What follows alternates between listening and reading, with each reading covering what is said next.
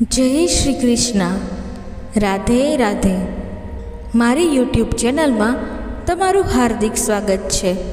વક્રતુંડ મહાકાય સૂર્યકોટી સમપ્રભ નિર્વિઘ્નમ કુરુ મે દેવ સર્વકાર્યેષુ સર્વદા. બોલો ગણપતિ ગજાનંદ કી જય. આજે આપણે ગણેશ ચતુર્થીના દિવસે દરેક વિઘ્નોને દૂર કરનાર વિઘ્નહર્તા ગણેશજીની વિવિધ કથાઓ સાંભળીશું, જે સાંભળવા માત્રથી દરેક વિઘ્નો દૂર થાય છે. માટે વિડીયોને છેલ્લે સુધી જોજો, જેથી ભગવાન ગણેશની કૃપા આપણા સૌ પર બની રહે. જો તમને ભગવાન ગણેશ પ્રિય હોય તો કમેન્ટમાં જય શ્રી ગણેશ લખી એક લાઈક અવશ્ય કરજો. તો મિત્રો, ચાલો શરૂ કરીએ. હિન્દુ ધર્મમાં ભાદરવા શુક્લ પક્ષની ચતુર્થીના રોજ દેશભરમાં હર્ષો ઉલ્લાસ સાથે ગણેશ ચતુર્થીની શરૂઆત થઈ જાય છે. આ પર્વનો જશ્ન 10 દિવસ સુધી ઉજવવામાં આવે છે.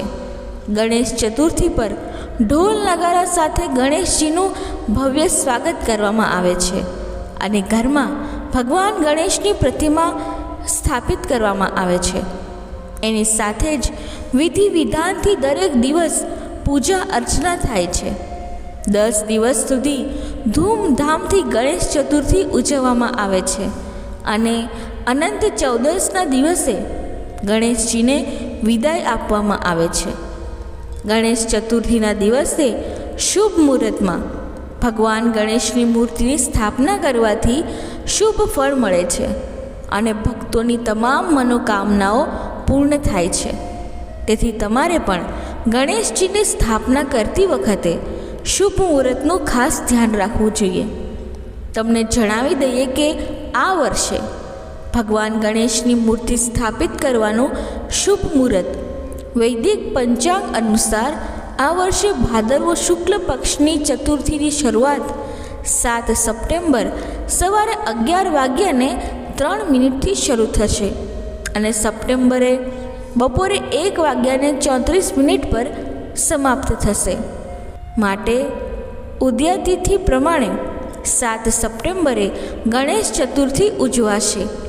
ત્યારે 10 દિવસ પછી અનંત ચૌદશ એટલે કે 17 સપ્ટેમ્બરના રોજ બાપ્પાની મૂર્તિનું વિસર્જન કરવામાં આવશે.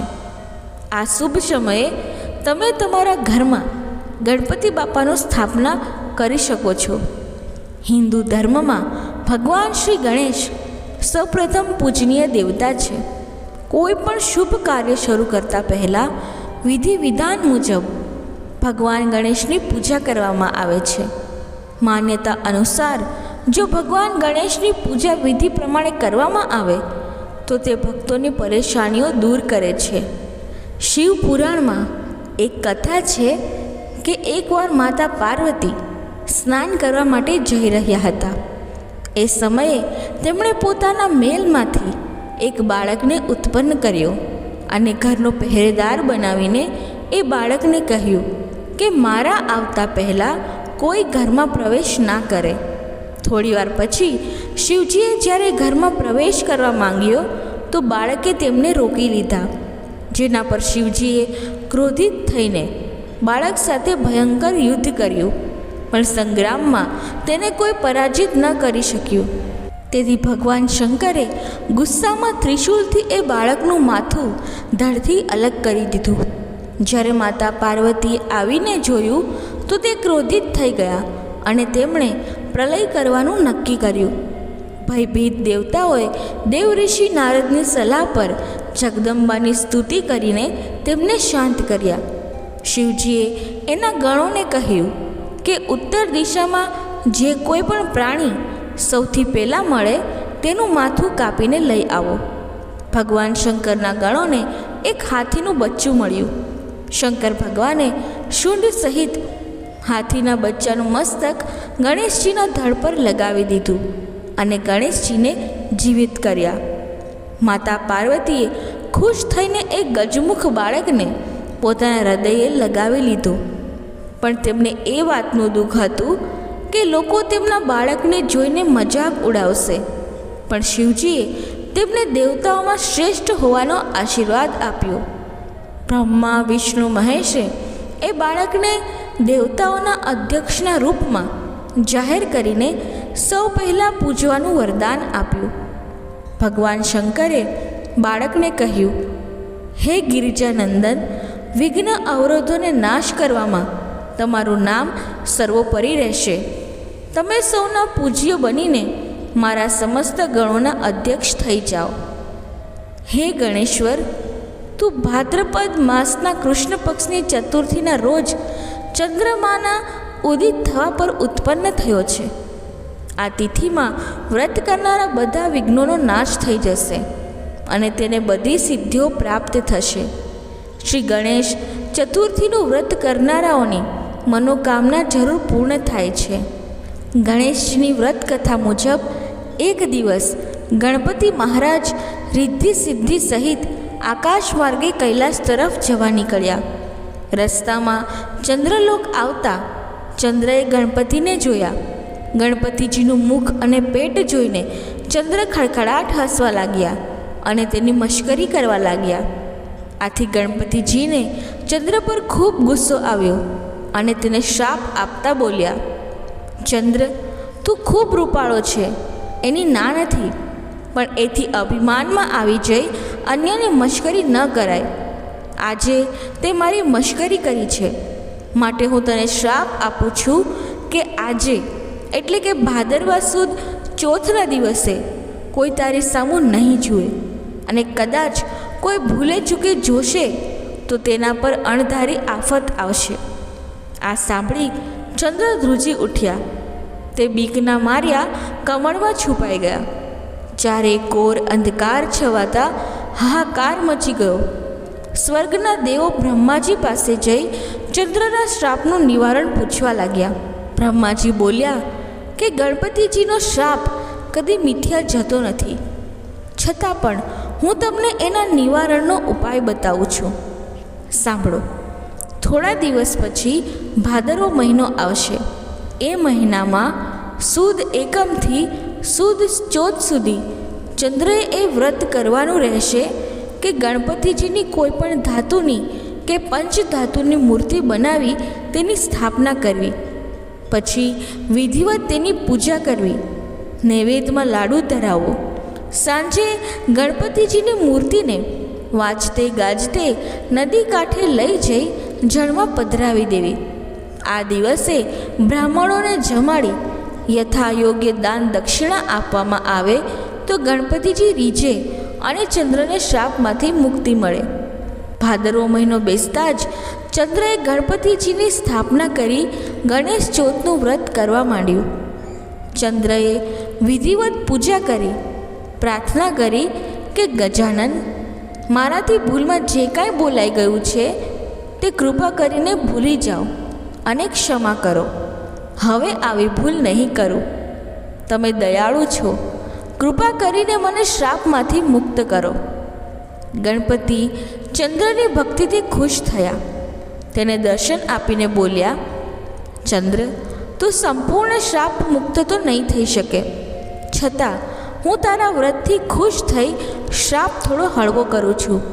જો કોઈ પણ વ્યક્તિ ભાદરવા સુદ બીજના ચંદ્રના દર્શન કરી પછી ચોથના દર્શન કરશે તો તેને કોઈ સંકટ નહીં આવે, પણ ભાદરવા સુદ ચોથના એકમાત્ર દર્શન કરશે તો તેને કલંક લાગશે.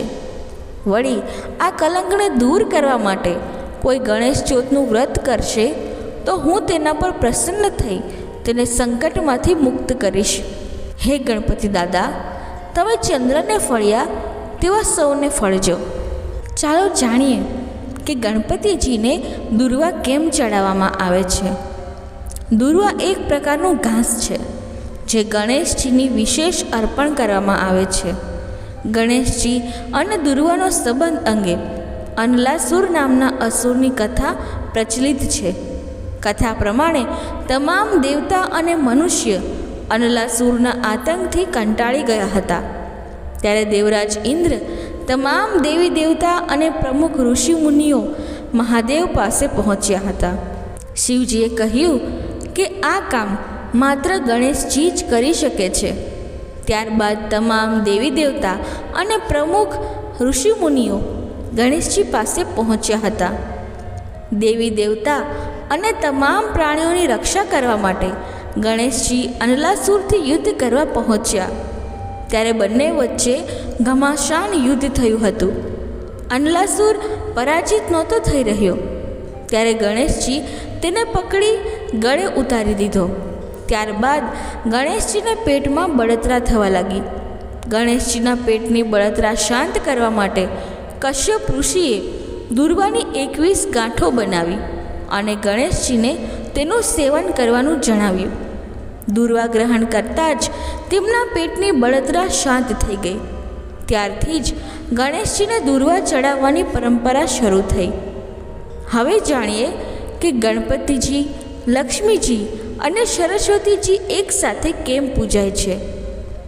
ગણેશજી, લક્ષ્મીજી અને દેવી સરસ્વતીની એકસાથે પૂજા ખાસ કરીને આ દિવસે કરવામાં આવે છે. આ તહેવાર સુખ સમૃદ્ધિનો પર્વ મનાય છે.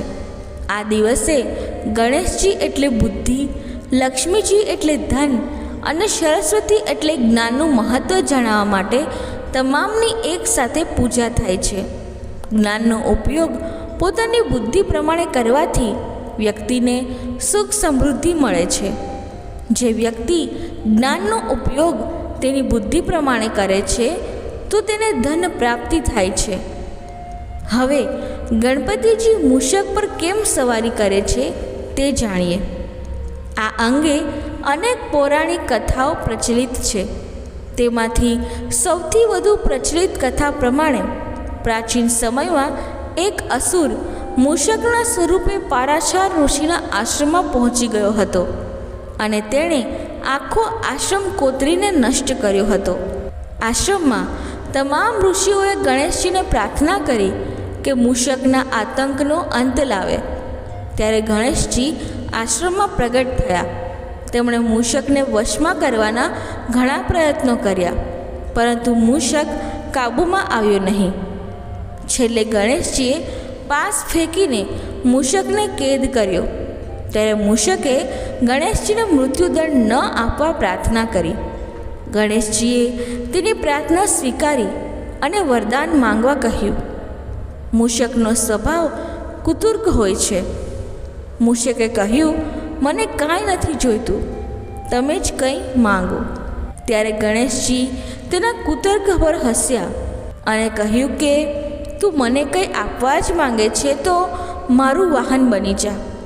મૂષક આ વાત પર રાજી થઈ ગયો, પરંતુ ગણેશજી તેના પર બેઠા ત્યારે મૂષક દબાઈ ગયો.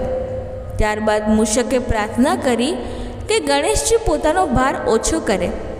ત્યારે ગણેશજીએ મૂષકની પ્રાર્થના પર પોતાનો ભાર ઓછો કર્યો. ત્યારથી મૂષક ગણેશજીનું વાહન બન્યો.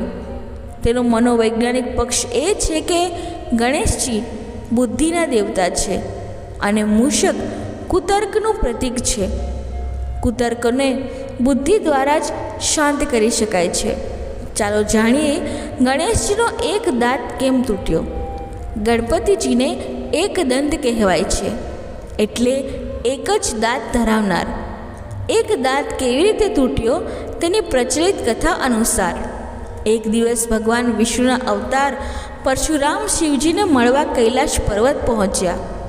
ગણેશજીએ પરશુરામને શિવજીને મળવાથી રોક્યા હતા, કારણ કે તે સમયે શિવજી વિશ્રામ કરી રહ્યા હતા. આ વાતથી ક્રોધિત થઈને પરશુરામે તેમની પરશુથી ગણેશજી પર પ્રહાર કર્યો. ગણેશજી પરશુરામનો પ્રહાર રોકી શકતા હતા, પરંતુ શિવજી પરશુરામને આ પરશુ ભેટ કરી હતી. તેથી પ્રહાર ખાલી ન જાય તે માટે ગણેશજીએ આ વાર પોતાના દાંત ઉપર લઈ લીધો. ત્યારબાદ ગણેશજીને એક દાંત હોવાને લીધે તેઓ એકદંત તરીકે ઓળખાયા. કેમ ગણપતિજીને તુલસી અર્પણ કરવામાં આવતી નથી? ભગવાન વિષ્ણુ અને તેમના અવતારોને તુલસી સાથે જ ભોગ ચડે છે. ગણેશજીની પૂજા તુલસી વર્જિત માનવામાં આવે છે.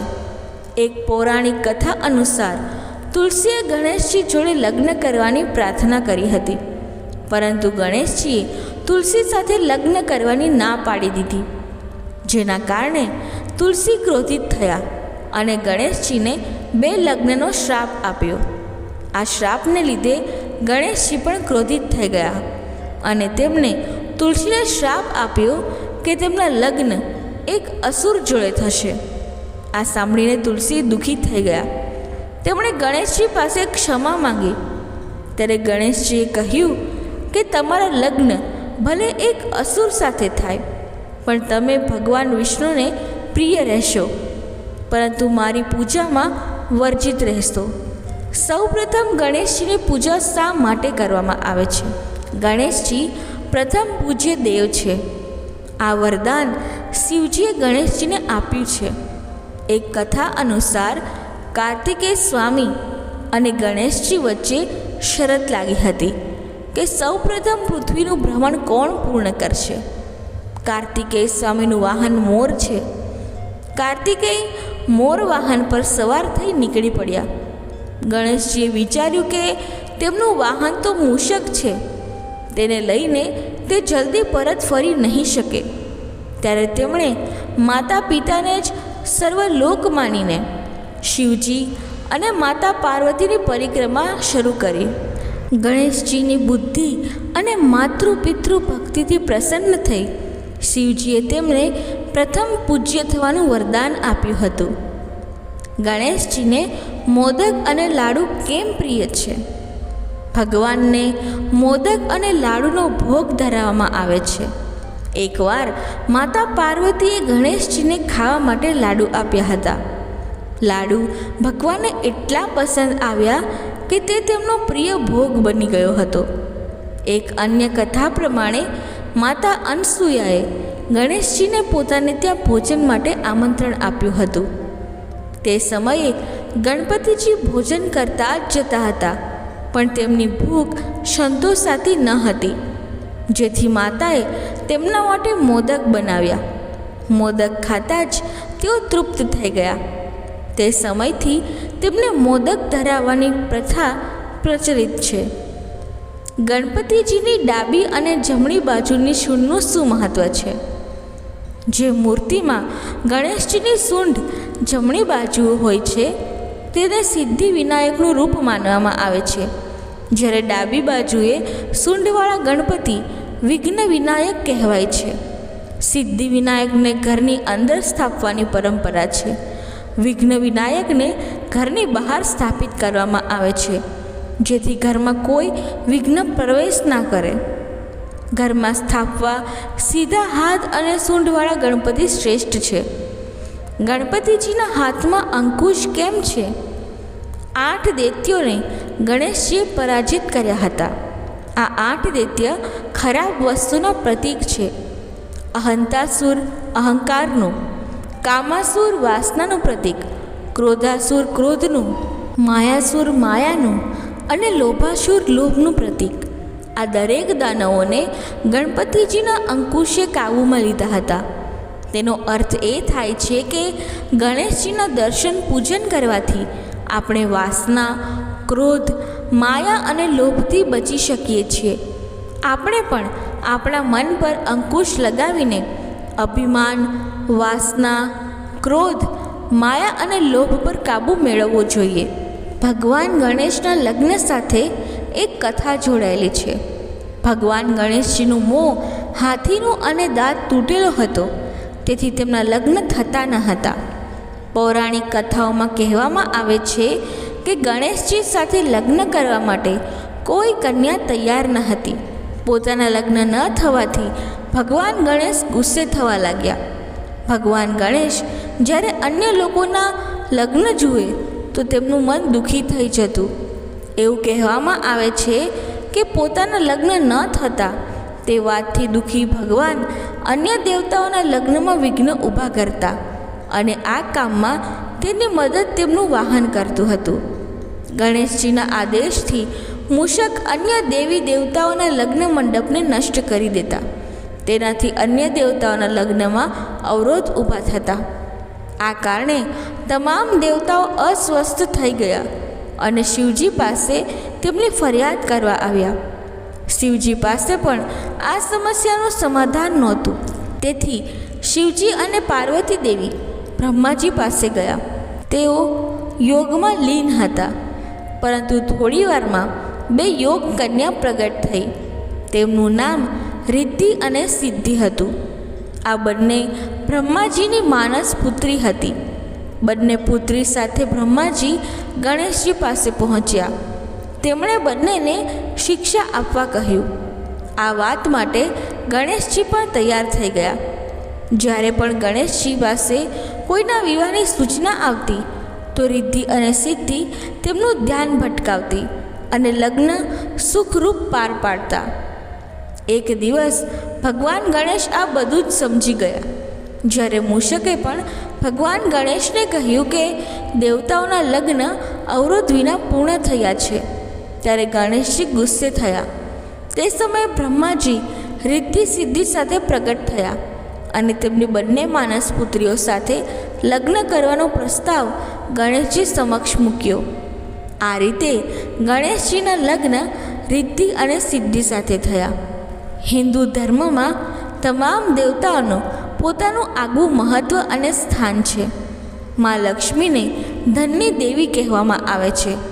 ભગવાન કુબેરને ધન અને સમૃદ્ધિના દેવતા માનવામાં આવે છે.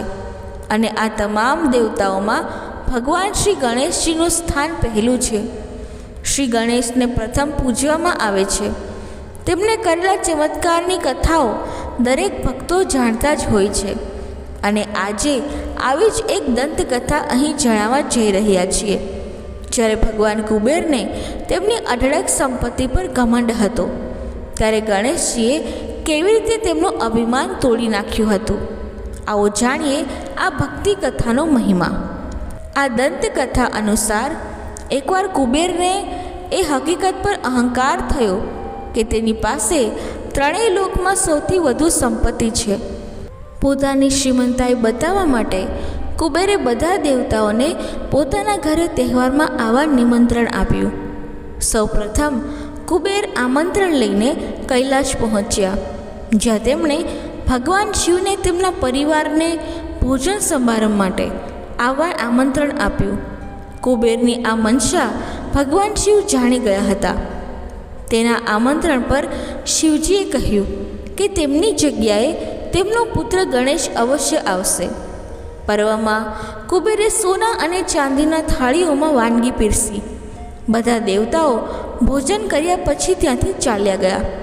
આ પછી ગણેશજી પધાર્યા. કુબેરે ગણેશજીને ભોજન પીરસ્યું. ગણેશજી જમવા લાગ્યા. ઘણા સમય સુધી ગણેશજી જમતા ગયા અને કુબેરનો અન્ન ભંડાર ખાલી થવા લાગ્યો, પણ ગણેશજીનું પેટ ન ભરાયું. કુબેરની પાસે જે હતું બધું જ તેણે ગણેશજીને આપ્યું. બાદમાં ગણેશજી કુબેરના મહેલની વસ્તુઓ ખાવા લાગ્યા. આનાથી કુબેર ગભરાઈ ગયા. આ ઘટનાથી કુબેરને તેના ઘમંડનો અહેસાસ થયો અને ભગવાન ગણેશજીની માફી માંગવા લાગ્યા. ત્યારે ગણેશજીએ તેને માફ કરી દીધો અને સારી બુદ્ધિ આપી. એક વખત મહર્ષિ વેદવ્યાસજીની સન્મુખ બ્રહ્માજીનું પ્રાગટ્ય થયું. બ્રહ્માજીએ મહર્ષિ વેદવ્યાસજીને કહ્યું કે તમે એવા ગ્રંથની રચના કરો કે જેમાં સમગ્ર વેદોનો તથા શાસ્ત્રોનો સાર સમાવિષ્ટ થઈ જાય. ત્યારે વેદવ્યાસજીએ ધ્યાનમગ્ન થઈ ઘણી તપસ્યા કર્યા કરી અને પછી એક જ્ઞાન ગ્રંથની રચના કરવાની ઈચ્છા તેમને થઈ. તેઓ મનોમન ચિંતન વિચાર કરવા લાગ્યા કે મેં એક શ્રેષ્ઠ ગ્રંથ વિચાર્યો છે અને તેનું નામ છે મહાભારત. આ મહાભારત ગ્રંથની રચના કરવાની મારી ઈચ્છા છે. આ ગ્રંથમાં વેદોનો સાર સમાવિષ્ટ થઈ જશે, પણ મારી મતિ કુંઠિત થઈ છે. હું શું કરું અને આ વિશાળ ગ્રંથના જ્ઞાનને લિપિબદ્ધ કઈ રીતે કરું? મહર્ષિ વેદવ્યાસજીને આમ ચિંતન કરતાં મૂંઝવણ થઈ.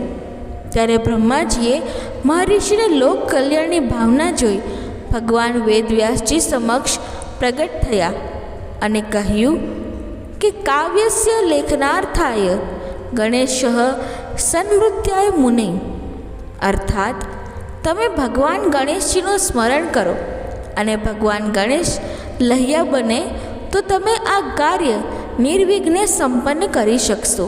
ભગવાન વેદવ્યાસજીએ ગણેશજીનું સ્મરણ કર્યું અને ભક્ત વાત્સલ્ય ગણેશજીનું પ્રાગટ્ય થયું. ત્યારે ભગવાન ગણેશજીએ વેદવ્યાસજીને કહ્યું કે હું તમારા ઉપર અત્યંત પ્રસન્ન છું, તમે કંઈક માંગો. ત્યારે વેદવ્યાસજીએ કહ્યું, મારે જય સંહિતા કહેતા મહાભારત ગ્રંથ રચવાની ઈચ્છા છે. આ ગ્રંથમાં કુશળ લહ્યા તરીકેની જે ભૂમિકા છે તે આપ નિભાવો તેવી મારી આપની સમક્ષ ઈચ્છા તેમજ પ્રાર્થના છે. ત્યારે ગણેશજીએ કહ્યું કે હું લહ્યો બનું, પણ મારી એક શરત છે કે તમારે અટકવાનું નહીં. જો તમારી વાણી અટકી ગઈ તો હું આગળ લખી શકી નહીં. ત્યારે વેદવ્યાસજીએ કહ્યું કે મારી પણ એક શરત છે કે હું બોલું અને મારા શબ્દો સમજ્યા વિચાર્યા વગર તમારે લખવા નહીં. આમ બંને જણાએ શરત કરી ગ્રંથ લખવાનો પ્રારંભ કર્યો.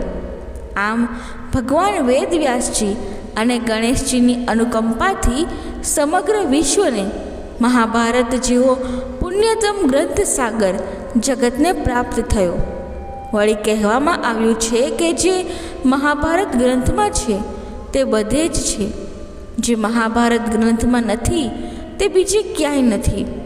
પણ ભગવાન ગણેશજી જો ન હોત તો આપણને મહાભારત ગ્રંથ પ્રાપ્ત ન થયો હોત. તેથી ભગવાન વેદવ્યાસજી અને ગણેશજીનો આપણા ઉપર મોટો ઉપકાર છે. અનંત ચતુર્દશીના દિવસે ગણપતિનું પાણીમાં વિસર્જન કરવામાં આવે છે. દંતકથા અનુસાર વેદવ્યાસજી મહાભારત ગ્રંથ લખવા માટે ભગવાન ગણેશની પસંદગી કરે છે. વેદવ્યાસજી કથા વર્ણવે છે અને ગણેશજી લખે છે.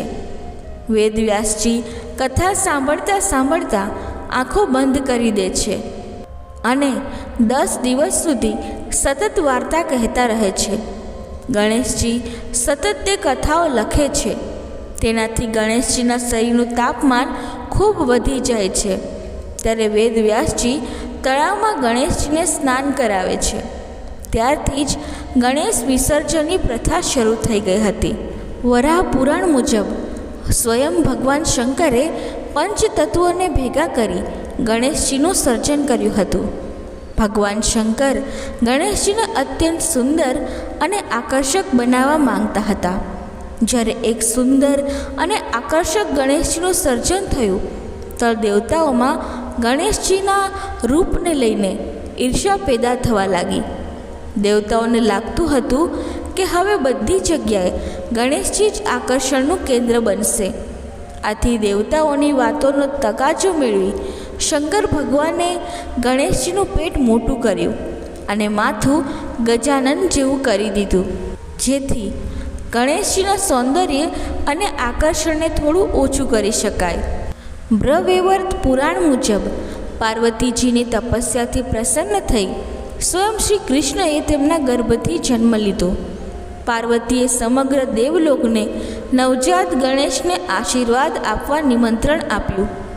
શનિદેવ ત્યાં જવામાં થોડી મુશ્કેલી અનુભવતા હતા, કારણ કે શનિદેવને તેમની પત્નીએ શ્રાપ આપ્યો હતો કે જો તે કોઈને પણ જોઈને મુગ્ધ થઈ જશે તો તે વ્યક્તિનું મસ્તક ફાટી જશે.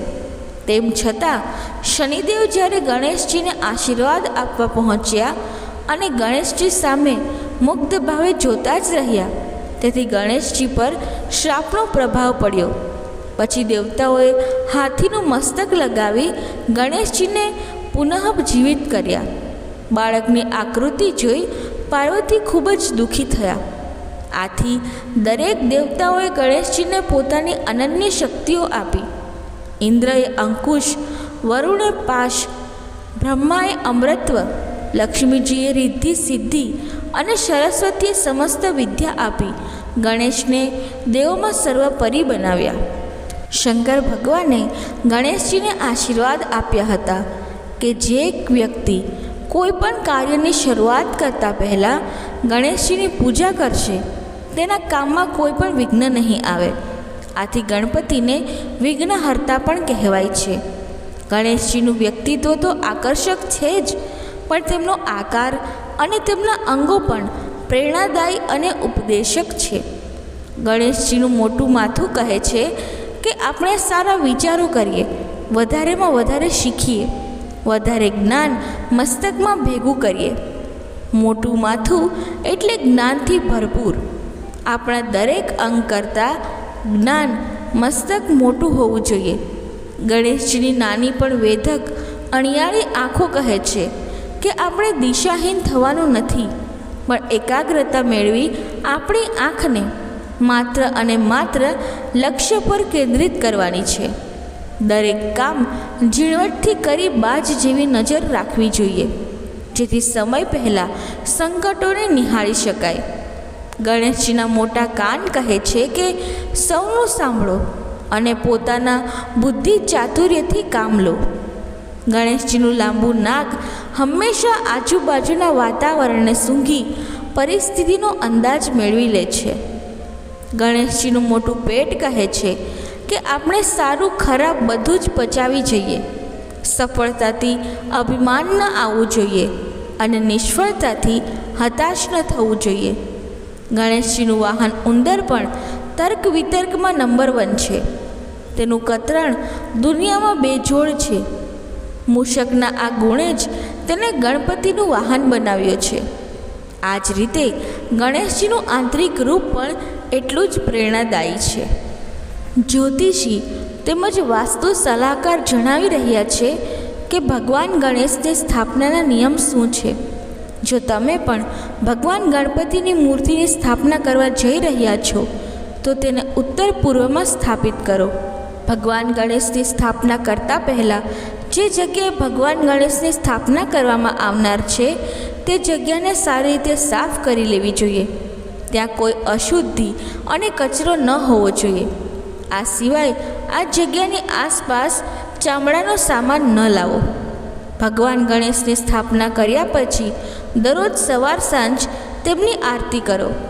સવાર સાંજ ભગવાન ગણેશને ભોગ ધરાવો, ધૂપ દીપ પ્રગટાવો. એકવાર ભગવાન ગણેશની મૂર્તિ સ્થાપિત થઈ જાય પછી તેને જગ્યાએથી વારંવાર ન ખસેડો.